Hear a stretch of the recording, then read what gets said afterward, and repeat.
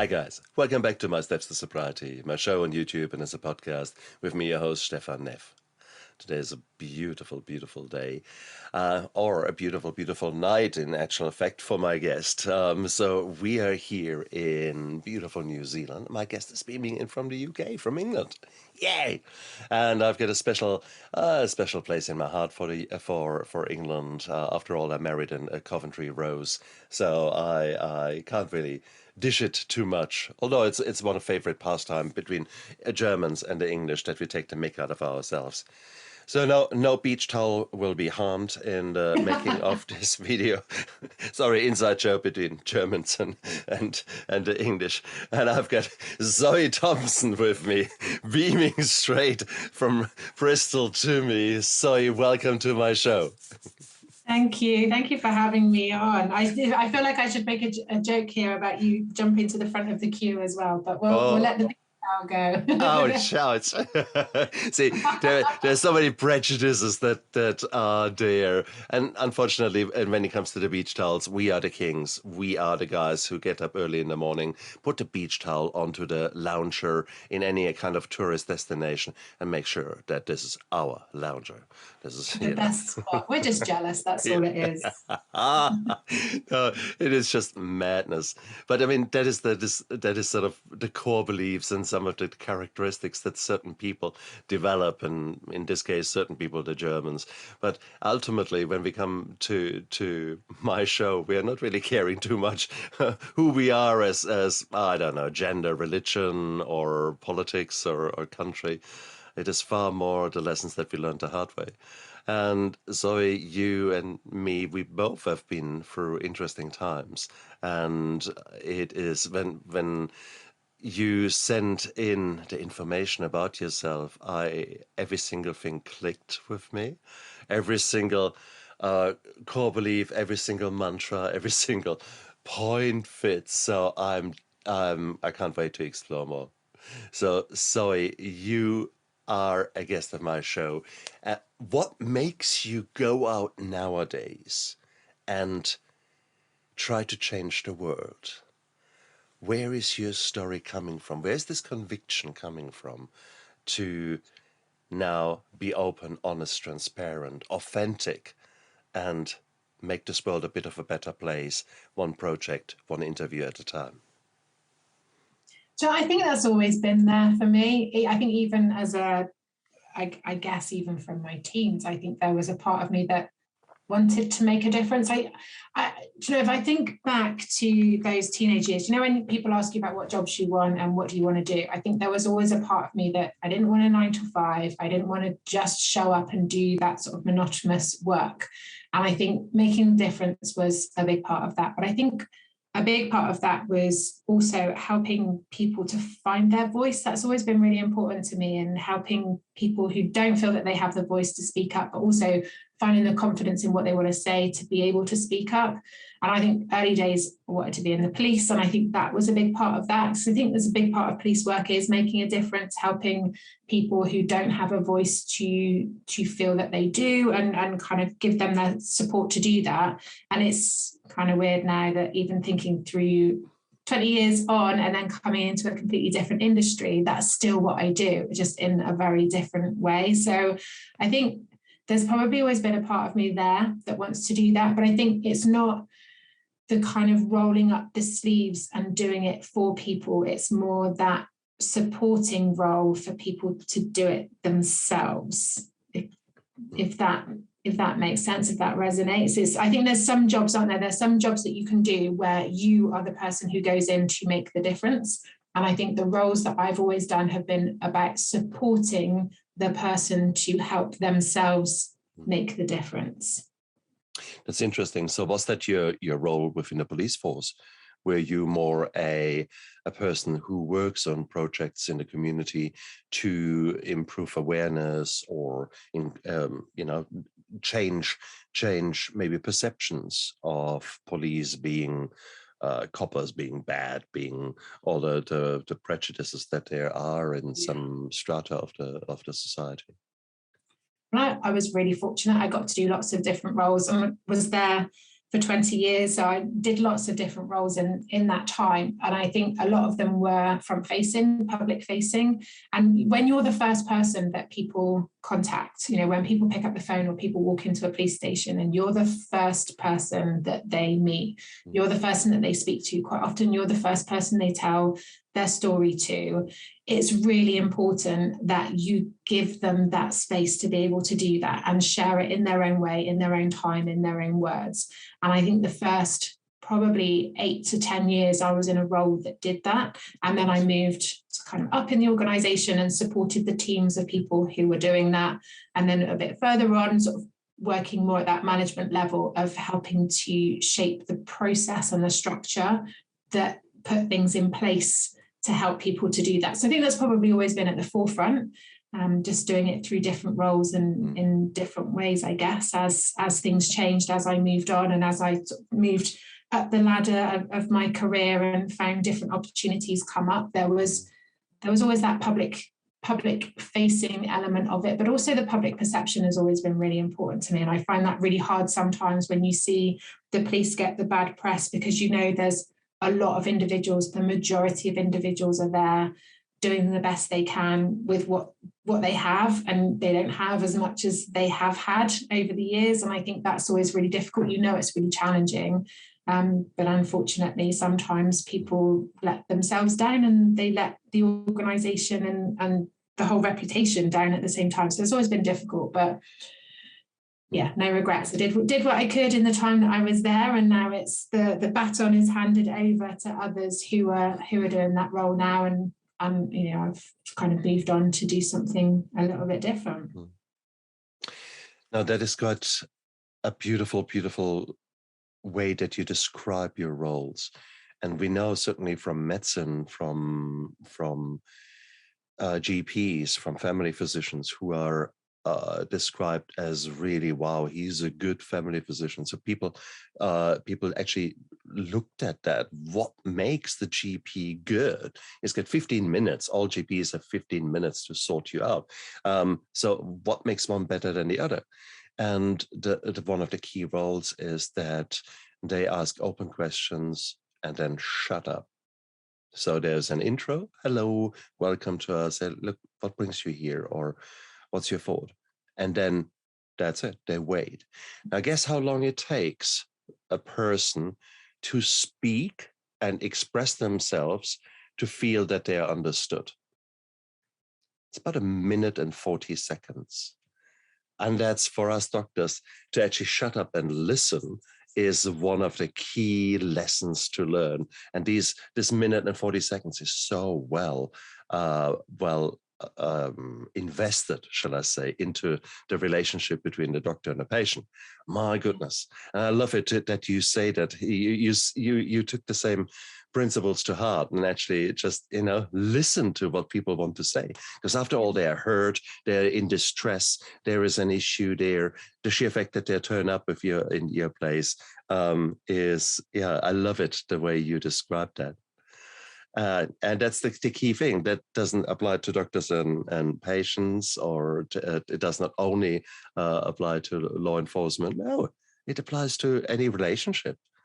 If we actually just remember that we've got one mouth and 2 ears, and we should use it in the same ratio, that would really be good. That would be the start of a new world. My goodness. It's the same principle in coaching as well. You ask the question and then you sit back and you give them the space to answer it in the way is helpful for them to be able to answer it. And exactly. It's the same process. I wish I knew then what I knew now, because I know so much more now. I wish I did know more then, because I think that would have really helped me to work through it a lot quicker. And I got there eventually through experience, but I think if I'd had the training that I've had now and the understanding that I've had now, I could have been so much better from the off.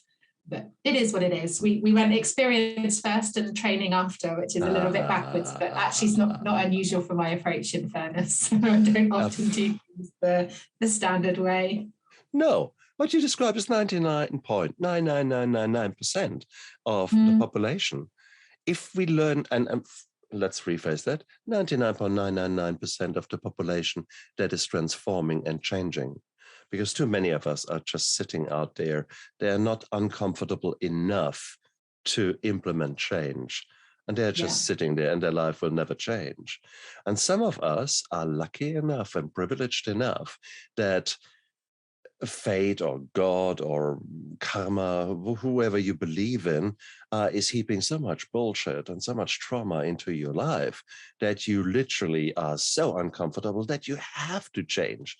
You do not get any other choice. And that's beautiful.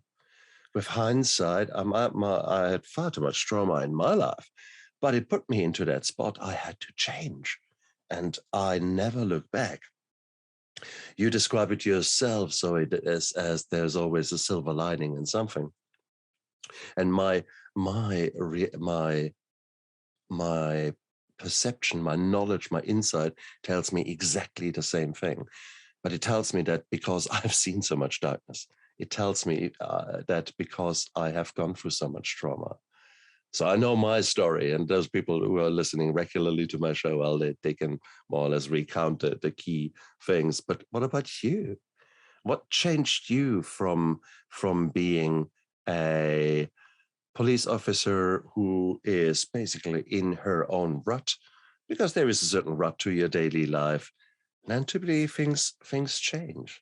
Who made you the version 2.0 that you are now? Oh, there's so many chapters. I think looking back on it, I think it's the benefit of hindsight, isn't it? I think I had a great job. I was a parent by the time this sort of catalyst for change for me came. Had a great job, was doing well in work, had been promoted, was kind of slowly working my way up the career ladder, and things from a work perspective were in a really good place. I had a happy, healthy son, but I wasn't happy. It's really weird. I look back on it now, and it was just that survival mode of kind of get up, get through the day, get home, sleep, get up, get through the day, go home and sleep. And I didn't feel, that joy, that kind of fulfillment, the tick of the important boxes of life were not being ticked. And so, there were a number of things that kind of happened in quite quick succession that I just knew that I needed to make some changes. I just knew that things needed to be different and that some quite significant changes would need to be made for that to happen. I worked on myself physically. That felt like that would have been the easiest option. I think we think it's easy, isn't it? Diet and exercise, eat less, move more. That's simple. We can do that. That's the nice, easy one to pick. And I think it wasn't until my physical self really started to change that I really started to see how much my mental and emotional self needed an awful lot of work as well. And so that took a little bit longer, but actually the physical element, the physical training, that really helped my mental and emotional self-development as well. But it just kind of took off. The momentum, the effort and the energy, as it got released from that, I guess if you take it out of the energy and the effort that's needed to survive, is exactly the same level in my case of effort and energy that was needed to kind of get that momentum and move things forward. So as soon as it was reinvested and that momentum started to happen, all kinds of things started to happen. And then that in itself is that motivation, isn't it? That it's the discipline first, then it's the motivation, and you just want more. And what you've got is great, but you just see the possibilities in, well, if I just do this, then that could happen. And sometimes you just putting yourself out there for different opportunities. I call it my yes years. I didn't know that that's what I was doing at the time, but I knew that if I wanted things to change, I had to do things differently. And so I started to really force myself to say yes to things that my head was saying, no, you don't want to do that. But it was more just because it was uncomfortable. And so I started to force myself to say yes to things. And then that really just snowballed, the number of opportunities and the places I find myself and the things I find myself doing, that there's definitely some things I do need to do again. I can just tick the box and say that was done.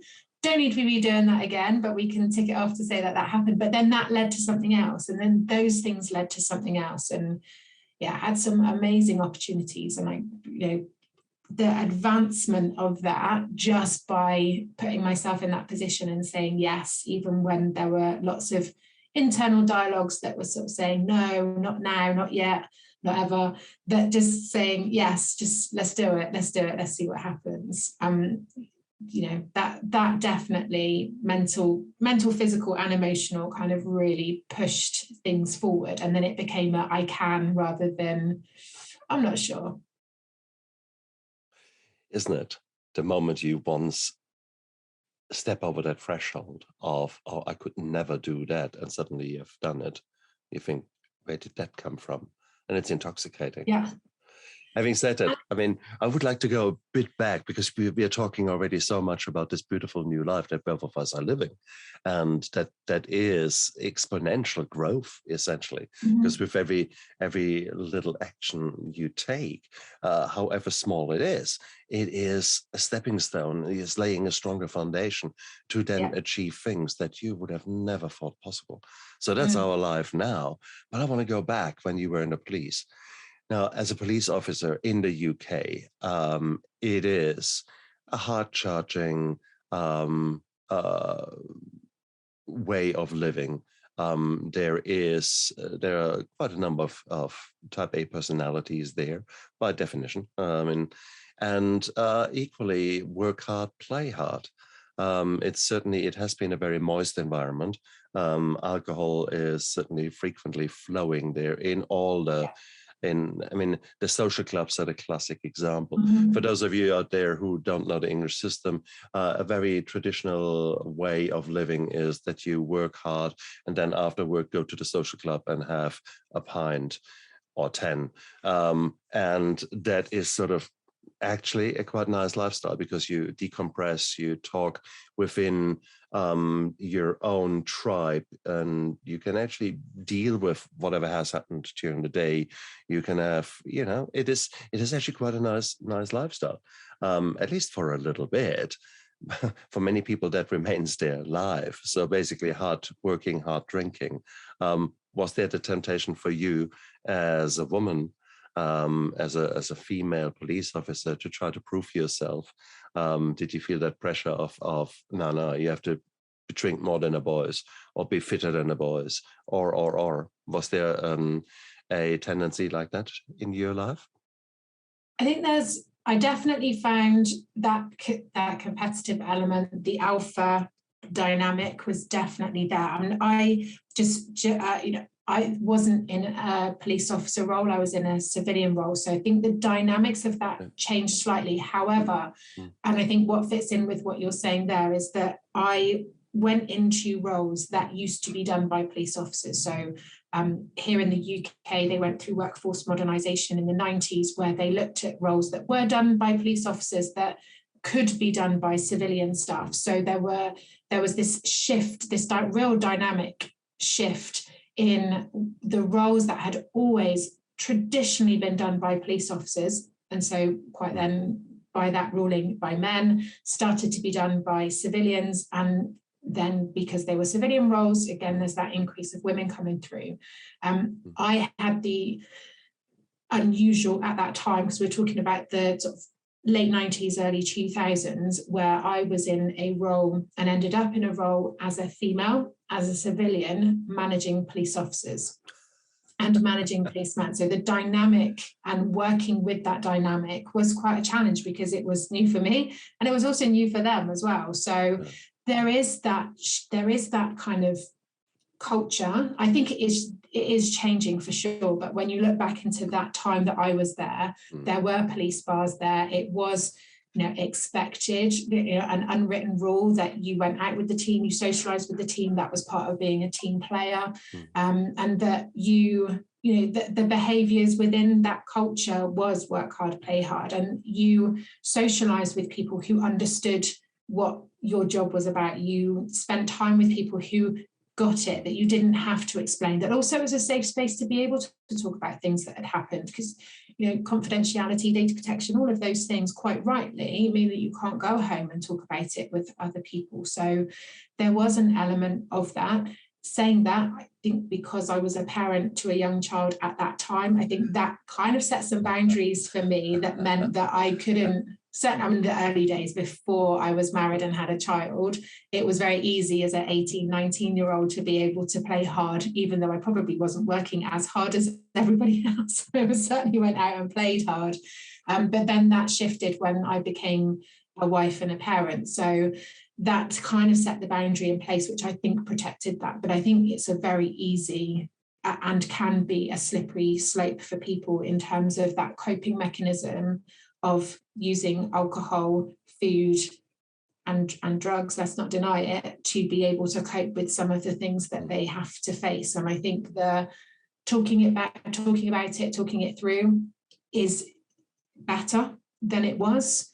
But certainly back then, and historically, you didn't talk about it. You put it in a box and you tucked it away, and it was never to be spoken of again. And you let loose and debriefed it in different ways. I think people talk about it a lot more now, but PTSD in the police service is huge. The diagnosis for PTSD is big. And we're not talking necessarily about people dealing with significant traumatic events. We're talking about the day in, day out dealing of those events and not having that step away to be able to debrief, to be able to work it through. It has an impact, and it has an impact on people, and people find ways to try and cope with that, and those coping mechanisms aren't always a healthy option. You have got a beautiful way of phrasing things, and it's a real, you're a wordsmith there, a real talent you show. In reality, let's put it all in context. If you look at the people age group 16 to 24 and in the UK, and ask them every year that these questions are being done, ask them, what kind of drugs did you take? And notice they don't say, do you take drugs? They say, what drugs do you take? Sorry, that was facetious, but it is actually the fact, because 10% of those 16 to 24 have in the last 12 months consumed Class A drugs. So we are not talking a bit of a sniff of some cannabis. No, you're talking about shooting up heroin, snorting cocaine, those kind of things. So that is 10%, 1 in 10. The incidence of RB drug use in certain parts of the UK can be as much as 1% of the population, in certain subgroups, 2%. You think, you're kidding me. So there is that part of culture. There is the other part of the culture, those people who live, quotation mark, in normal society, the stiff upper lip of the English, the kind of, it's all right. No. There is no, what do you mean? It's a little butter. PTSD, no, we don't have that in our family. Okay, that kind of attitude. And you think, oh, for fuck's sake, honestly. And that was the extreme thing. I lived in the UK for 3 years. And as a young man, I saw that there were such two distinct behavior patterns. One during the daytime, the way the prim, proper, stiff upper lip kind of crap. And then as soon as the alcohol came out, okay, now we do orgy on the billiard table. Because it's just that's it. That's what the English do. The moment the alcohol comes out, everything changes. So this is the reality. This is a very interesting society to live in. Maybe not necessarily always the nicest society. Let's put it like that. So here you are, to be a police officer in such a setting. You can imagine to be a young woman trying to find yourself in such a setting. Which norm do you play by?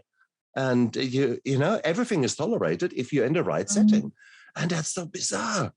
So no. You went through an interesting upbringing, and it's amazing the lessons that you have learned there, and that you came to the point where you actually said, hey, no, it is, I want to do better. I want to do different.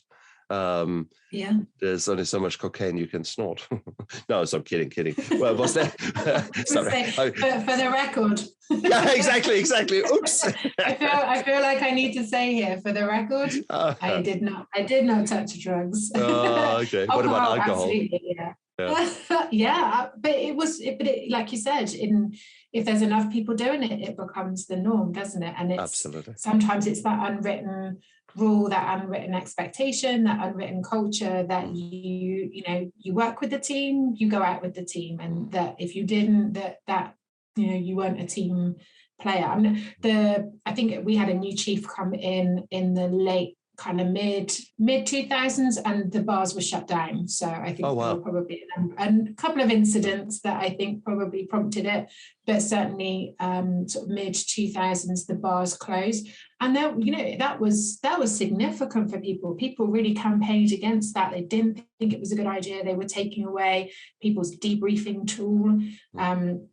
There was a lot of kick up about it, but they're all office spaces now, and you speak to anybody who's been in the police in the last 10 years, they didn't know that there used to be bars there. So it has changed. It has started to change the culture. But again, if you don't give people that outlet, where do they go to be able to do that debrief, to be able to talk about things in what is a safe space for them? Because you speak to most people in these types of jobs, emergency services in general, there's that the kind of the culture of, this is our job, we're expected to deal with it. So if you don't deal with it, if you don't feel like you're dealing with it, or if other people don't feel like you're dealing with it, then you're not meeting that kind of general standard of that's the job that you've signed up to do. So then it's almost that pride, that element of, I should be able to cope with this because this is what I signed up to.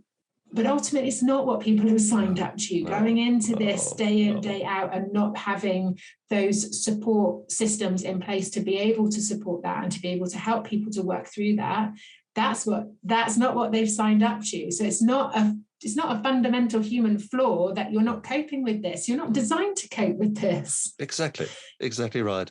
There's a beautiful study from the Falkland Wars, or Falcon War, should I say, and it is the Falkland War was a short war that was fought in the 80s between Argentina and the UK. And the UK soldiers ended up in some quite nasty situations, and this was quite a brutal war for its shortness that it was fought for. And then suddenly it was finished. The Argentines surrendered and everything was finished. Now, being on the other side of the world, Falkland is sort of in the south, very much on the opposite side of the globe for the UK. Some of the soldiers were put on planes and flew back, and 48 hours later, they were back with their family. Others were repatriated on the ships and basically sailed back. And on the ships, it was the rule that they only had to turn up for a morning and evening, forgotten the word, that you present yourself, that you're still around. And then in between, they could do whatever they wanted and debriefed and talked about things that has happened. And then later on, actually, without realizing that the army did an experiment, so to speak, the experiment turned out that really the incidence of PTSD amongst the group of soldiers who sailed back and were able to decompress, debrief, etc., was drastically reduced compared with the people who were just put on a plane and go back home and now have whatever you do. And that was quite an amazing outcome. So we know how important the debriefing and the talking about things is. And you're talking about some very type A personality. You're talking some elite troops that had been going there. They're talk about alpha personality. So yeah, here you go. It was so important for these men to cry, to debrief, to just look into nowhere and just remember their fallen comrades and just grieve, or whatever the emotion that was washing over them demanded at that time. So we need to talk. We need to open up. And I think that is the key lesson that I learned from reading about that circumstance And it just reinforces in my own mind how important it is to actually admit to what is going on. And I think from my perspective as well is that this misconception that it needs to be a significant event for you to need to debrief and talk it through. absolutely. Because it's that chronic stress, it's the day in, day out, even low level things that they have to deal with. Paramedics are the same, firefighters are the same. It's that consistency of incidents that they're dealing with that has the same impact and can have the same impact as dealing with one big incident. So I think there's a lot of, I do think there's a general understanding now that a big incident needs a proper debrief and you go and you get the support that's needed. But I would love to see that general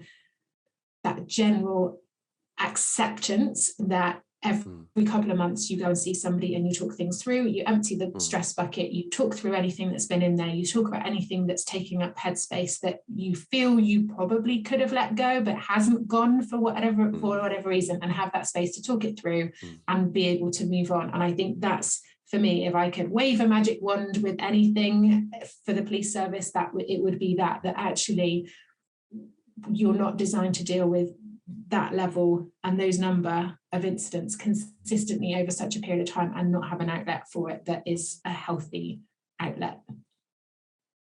And you could have easily exchanged that word police officers with nurses, medical health or medical staff whatsoever in the times of COVID, even in the not times of COVID. Well, if there was we can even add in teachers. Absolutely. After there's so many other occupations that I certainly in working in the health and wellbeing world, there are other occupations who wouldn't consider themselves that emergency service of needing that type of support, who are experiencing the same as emergency services, who now need that level of support. And the teaching profession is most definitely one that I have picked up on. I don't know whether you've noticed others, but teaching certainly. Oh, it is so hard, isn't it? It is so hard because like with the UK here in New Zealand, it's a very staunch culture where men are real men. And we do manly things. We go hunt and we gonna go, a lot of people drink in a socially accepted kind of a style. There are certainly manly things and certain ways how you behave as a person in New Zealand that are maybe counterproductive. So it's not for nothing that we have got the highest youth suicide rate in the OECD.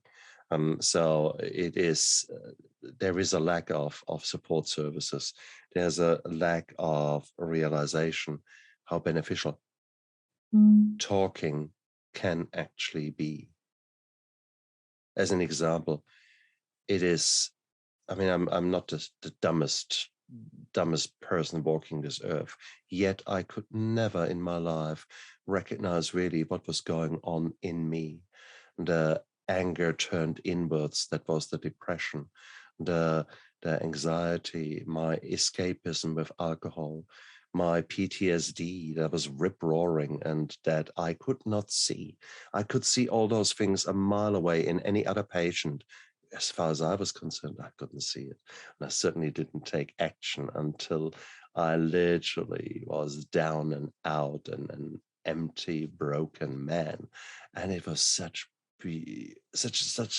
bullshit with hindsight, because I lived this kind of toxic masculinity of no, I'm fine. And look, I'm a doctor. I know exactly what I have to do.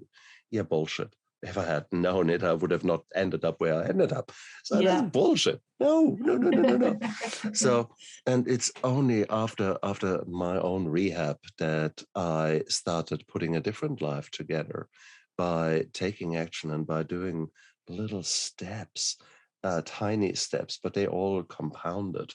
And the compounding interest now after 8-9 years, bloody hell, my life is very, very different compared with the way it was such a long time ago. And if you could say 8-9 years, that's actually not such a long time. And if I can come this far, then hell, how far could you guys, we're listening to this show, how far could you come with actually just taking some of the steps that I do?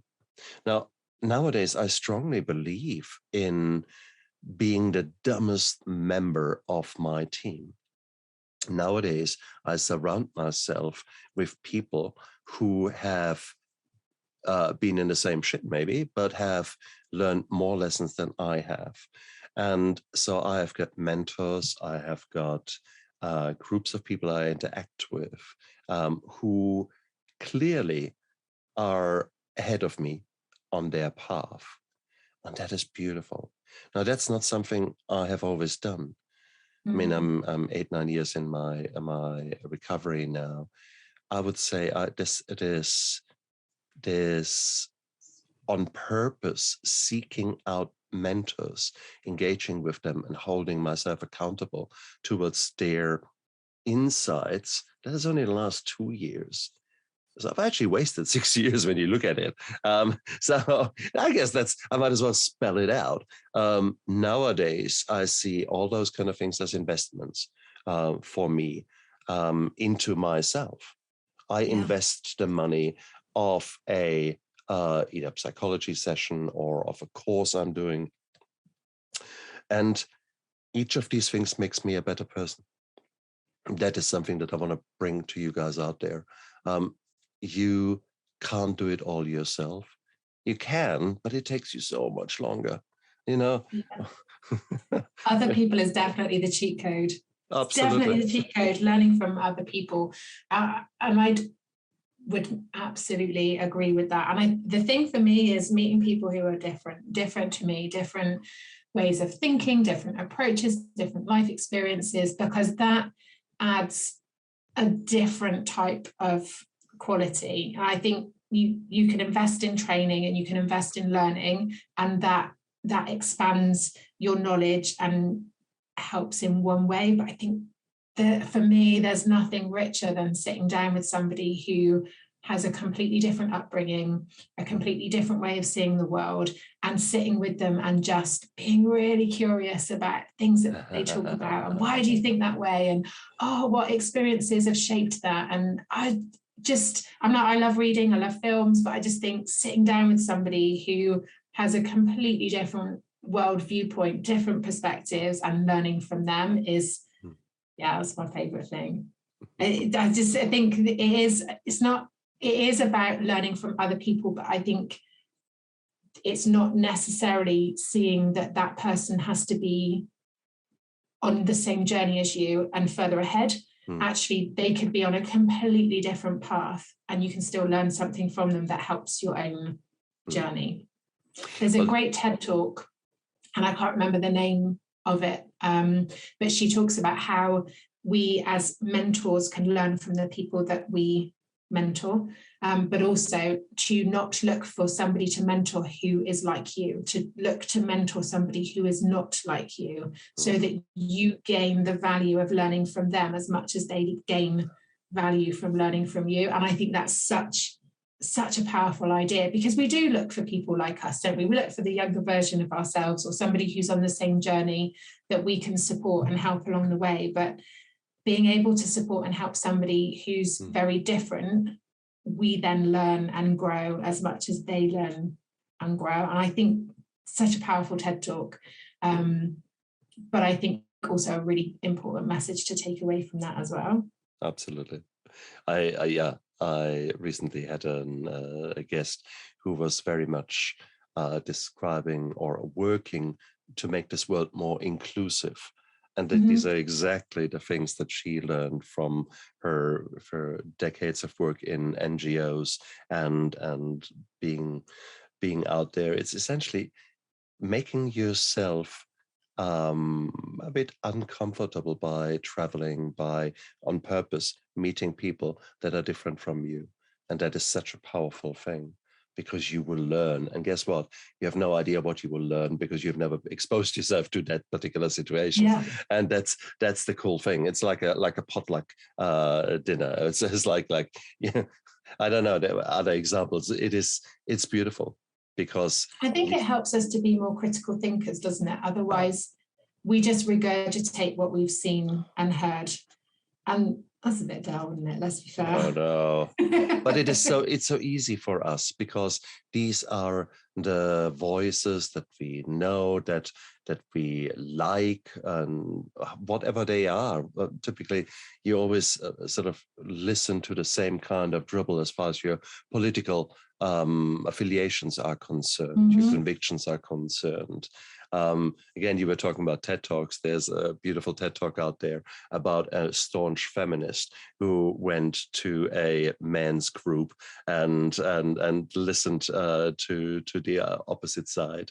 There are Black or people of color who went to far right organizations, and the lessons that they learned from exposing themselves. And that's a beautiful thing. So I think that 100% agreed with you there. I think the point is that many of us have so many issues and we don't even talk about them. So one of the things is to start talking. We already highlighted that. But what you then need is someone who is listening, and is listening out to what you say, but also listening out to what you don't say. And I think that is the point, because you only know what you know. You focus on what is right now important to you, but you might not see the bloody elephant in the room, which really needs to be addressed before you can move on with anything else. So I think that is the dynamic that is so important when it comes to having a mentor or a life coach or a counselor, those kind of things. So it's beautiful. So guys out there, listen. It is exactly. It is you can do a lot of things yourself. You can do journaling. You can actually write your emotions down. And by the sheer fact that you formulated them into words, suddenly they become more tangible. And you can maybe pick yourself some examples in your writing where you think, now that's a heap of bullshit. Even you can see that this core belief that you've expressed there is a heap of bullshit. This is great. But having said that is you trying to reinvent the wheel. So I'm a strong supporter of you finding someone, gelling with that person. And I love actually your idea, Zoe, to every 2 months in a so-called normal life to touch base with such a person and maybe just see what comes out. I'm lucky enough that I have people like that in my life. Having said that, I'm just holding the mirror in front of my face. When was the last time that I actually did such a session? Yeah, exactly. I literally had a conversation with my mum yesterday, and she called me straight out on it, which mums are great at doing, aren't they? And she said, you never did talk about stuff. She said it always amazes me that you do the work that you do now, because you never talked about things. You always sat there and worked it through on your own and then would talk about it after. She said so it always makes me smile. It's that slight irony that you never opened up about stuff. You always internalized it. You always worked through it on your own, and nobody had a clue what was going on. And now that you do this, that this is how you show up every day, giving people that space to talk about things. So I know we're all a work in progress. I'm working on that too. Absolutely. But Zoe, the past does not equal the future. Okay, absolutely. This was our past. That was the way we were. I mean, I have changed so much. I need to reintroduce myself to some people because they don't know me. They know the old me, and that's a privilege.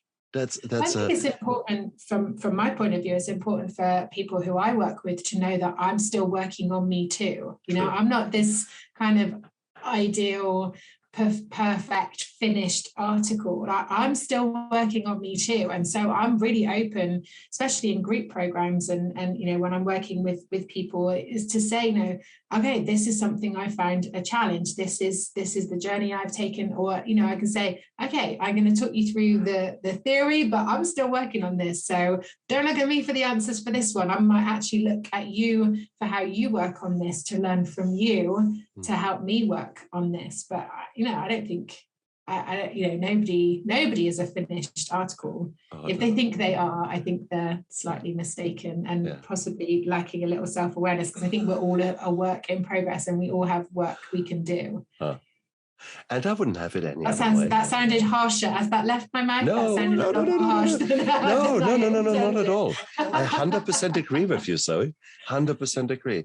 If you suddenly say, wow, that's it, I'm the finished product, what are you still doing here? What? Yeah. No.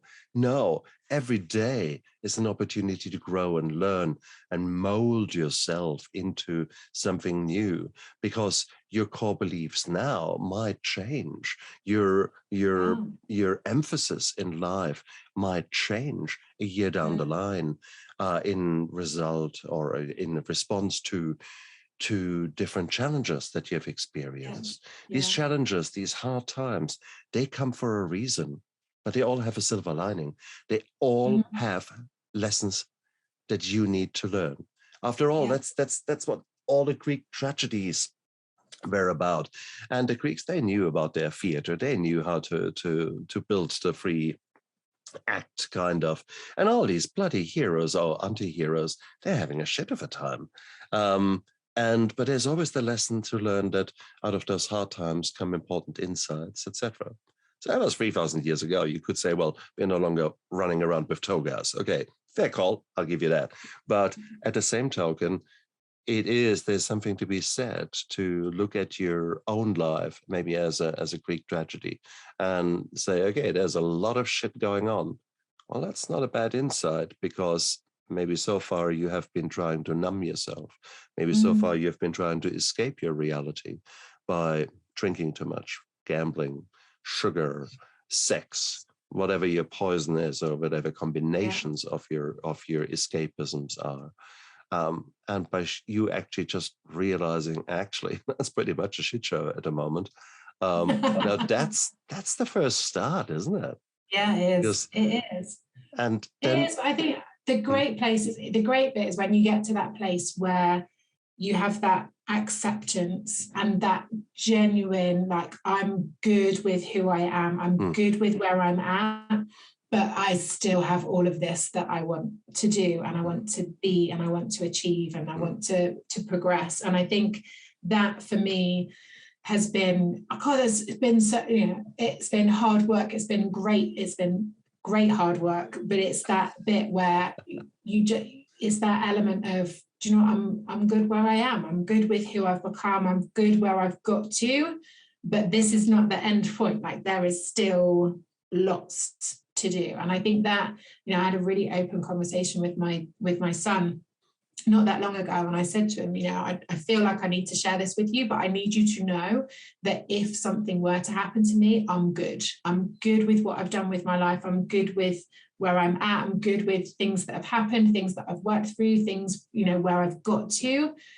I'm not saying I want to go. I'm saying there's still a whole lot of stuff that I want to do and that I want to work on, and I want to be, but it's really important for me to know, for you to know, and that I know that that I'm good, because I think there's been that journey, and there's been times where it has been a complete shit show and things have been messy and horrible. And so it's knowing that, it's good, things are good, and there will no doubt be times where it gets a bit messy and there's probably another shit show on the horizon, but we'll work through that, and we'll get through that, and I'll probably learn a whole lot more about myself in that process too, and then I'll find something to do with that too, and add it into the toolbox of things that I can use in the future. But nobody's life is easy. And I think that's the important bit, isn't it? No one, absolutely no one, is going through easy times.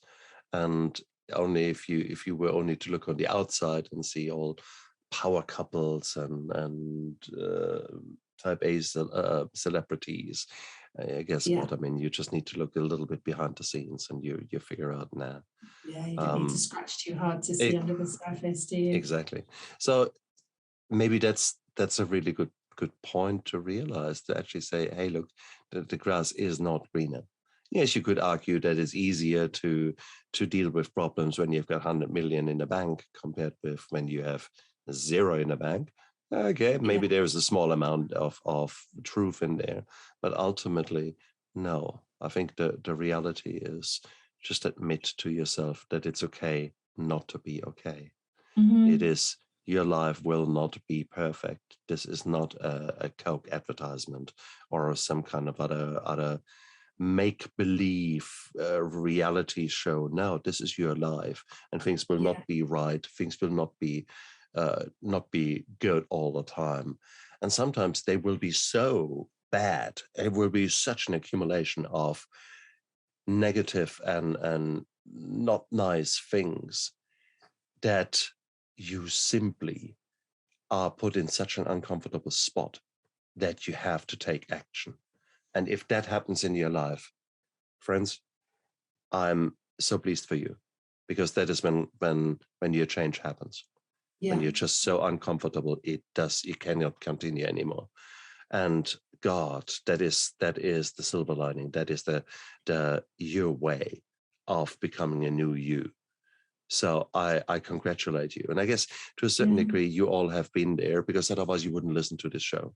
You're already taking action by actually seeking out this show, where I talk to people like Zoe here, who, as me, has gone through interesting times and is now making the most out of it. And it's shining. I love the way you use the shine, because that's exactly who we become. Once we have been in the darkness for so long, we yearn to switch on the light, and because someone has done that for us. Sometimes, it took a long time in the darkness for you to see that little glimmer of hope, that little bit of and then suddenly that becomes stronger and stronger, and before long you ignite yourself. You start shining in the darkness of others, and that is such a beautiful thing. That's why I got up this morning at 6, battled the demons of the internet and equipment that doesn't work. And you think, what the hell? And I felt like an idiot here. Zoe was ready to rock at 6:30. Come on. And I was troubleshooting one thing after the other. But it was what it was. And I could have chosen to get really angry at that moment about my fate and poor me, why me? Or I could have just used the time, as we did, to have small talk and just talk shit and warmed up. So it was a nice opportunity to have a chat before we hit the record button. Well, exactly. I'm grateful for that time. Exactly. So here you are. So it is clearly things went wrong for me this morning, but it was a matter of how I frame it. Is it something that really upsets me, or is it a new trauma? Am I embarrassed? Am I a failure? Because I could very easily let those things reinforce core beliefs that I seriously try to get rid of. The failure. I'm a failure. Okay. That is a core belief. God knows where it comes from. Yet, despite of all my achievements, this core belief is there. Nowadays, I rephrase it from I'm a failure to I continuously grow and learn. And there's a saying, sometimes you win, sometimes you learn. And that's really, really good. So all these things are so important. And actually, that is actually a success I need to celebrate today. Because I could have been angry. Improvement is one of my values too. So it's something else that we're completely aligned on. I love that. So gratitude and taking time to celebrate the little victories is another. These are all features of people who have gone through the darkness and now living a new life. So and we are not bullshitting here. This is, Zoe and I are truly meaning what we say. So look at her. Look at Zoe. Look at me. Come on. If we two can get our shit together, there's a good chance that you guys could do that too. There is hope. That's what you need to go away with. There is hope. There is whatever darkness you're in right now. the sheer fact that you're listening to here, you're taking the first steps, and that makes you the new you. You are already changing. You just don't know it yet. And I encourage you to keep going. You can try yourself. I tried too long myself. Zoe tried too long herself. Or you might actually say, hey, look, I might actually enroll the help of someone who has been there, done that, and therefore turbocharge my own recovery from either drugs and alcohol or bad behaviors, or dealing with trauma and the effects of it, the PTSD, if it is there, or complex PTSD. It might be time for you to address the moods and maybe the chronic depression that is really affecting your life in such a bad way. There's so many things, but with all of these things, there are people out there who potentially can help you in a significant way.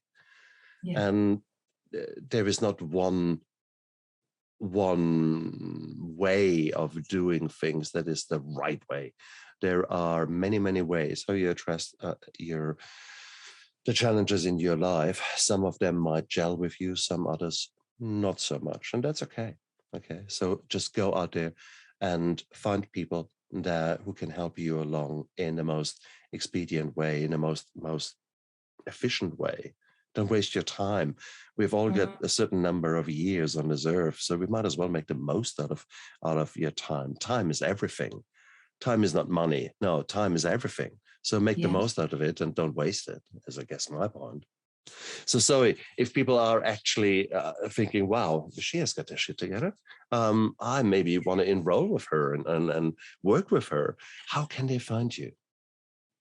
Probably the best way is just to head to the website. So phoenixlifecoach.co.uk. There's links to everything there. I'm on all the socials. I'm everywhere where you would expect someone to be. But if you head to the website, and there's lots of free resources there as well. So even if people are just at that stage where they're just exploring, not quite ready for that first step, just exploring what the options might be, there's lots of free resources there, and more than happy to answer questions, have chats if people want to just find out a little bit more. Like you said, there's lots of options there. Counselling is great for some people, coaching is great for others, and it's a very personal choice. And I think also linking back to what you were talking about and what we were talking about at the beginning of finding somebody who you have that rapport and that connection with, because it is about having a really open and honest conversation. So you have to find the best person for you. It's not a right or a wrong, either type of support you're getting, but or the person that you want to work with. Now, I certainly don't take it personally when people say they found somebody who's a better fit, because you need someone who you can sit down and be really open and honest with, and somebody who you're going to be willing to accept taking those questions from, that is going to challenge your perspective and is going to challenge you to think about things a little bit differently. So that rapport, building that relationship and building that trust is really important. So one thing I would say is explore who else is out there. Dig around a little bit, have a good little stalk, a good cyber stalk to see who's out there and what they're about, and do scratch a little bit to see what's underneath the surface, because it is important that people have had their experiences, but also have that element of training and skills and qualifications and credibility to be able to support you on your journey as well. So I think that's really important. And it's quite important to do that research and then just make a few notes somewhere about those things, because trauma happens in layers and healing happens in layers too. There are times in your life when you might focus on one aspect of it, and you might find someone really cool out there who you would have to work with, but he or she is not really working in that field, and that's cool. You might need to address something here, and then 6 months later, you actually have dealt with that side. Yeah. And it's now time to move on. But guess what? You've peeled another onion layer back. There's still crap sitting there. So again, time to work on that. And that is what it is. And that's the beauty of you getting the privilege of changing. it is I'm a doctor, as an example. I'm working more scientifically, more fact-based, whilst maybe energy healing or meditation or those kind of things were in the past certainly something that I thought, yeah, right. Guess what? I'm exposing myself to new things. I've recently did a course on transcendental meditation, those kind of things. That was right now in year 8 of my recovery. That would have been completely the wrong thing in year 1, 2, 3 or something like that. So our change towards a better human being happens in steps, and you just need to figure out 2 things: which is the main direction that you right now want to take, and who is the partner you want to walk with. And I think that's it. Then make a choice and go for it. And this might be a month, might be 6 months, might be a year, whatever it takes for you to get it sorted. That you were talking about, isn't it? So, exactly. And no decision is permanent. Sometimes you walk a part of your journey with one person, and then you get to a certain stage, and you need to walk the next bit with somebody else, and that's okay too. You know, it's stepping lots of steps in that journey, and it's what's best for you at each time. Exactly. And don't get too upset about investing the money in there.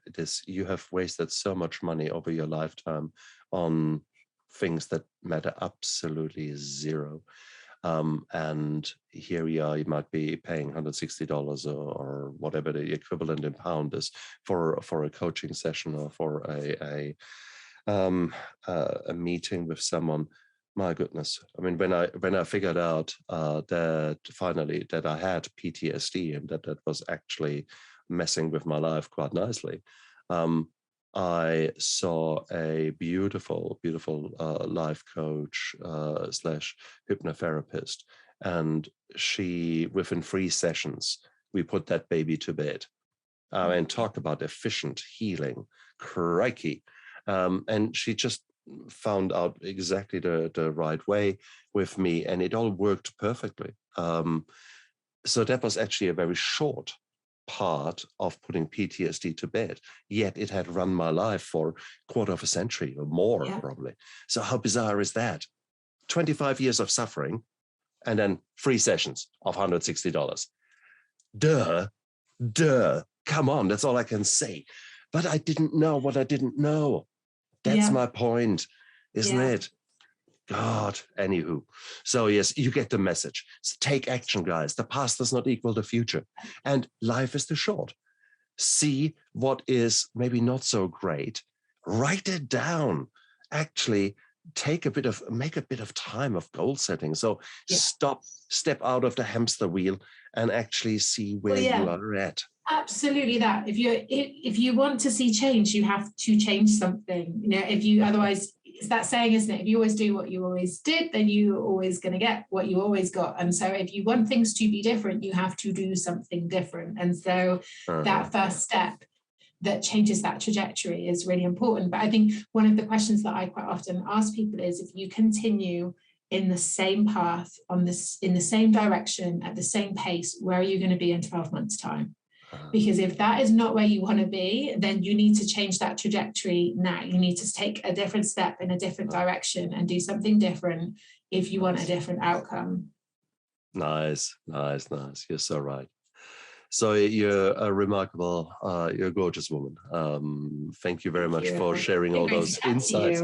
No, it's just lovely to actually get reconfirmed that oneself is actually on the right track. So often there is doubt creeping up, and there's imposter syndrome creeping up, and there's all kind of negativity creeping up, and you think, oh God, what am I doing here? And actually then to hear you saying certain things reinforces for me that actually the path that I've chosen might be able to be fine-tuned, but ultimately I'm actually ballpark in the right direction.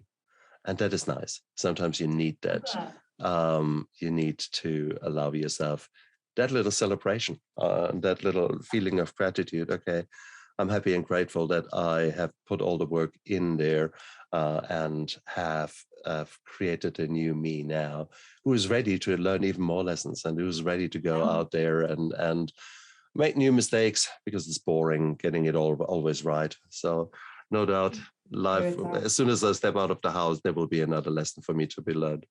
But guess what? Just bring it on, life. Bring it on. I'm ready. And exactly. Zoe, thank you so much for being a guest on my show. It was a lovely, lovely morning with you. Thank you so much. No trouble. And you guys out there, live with passion and go out there, take this live and French kiss the morning, to quote Bon Jovi. It is just go out there and have a life, the life that you want for you, not the life that someone has given you. Now, make the changes that are needed and live with passion. Look after yourself. Bye.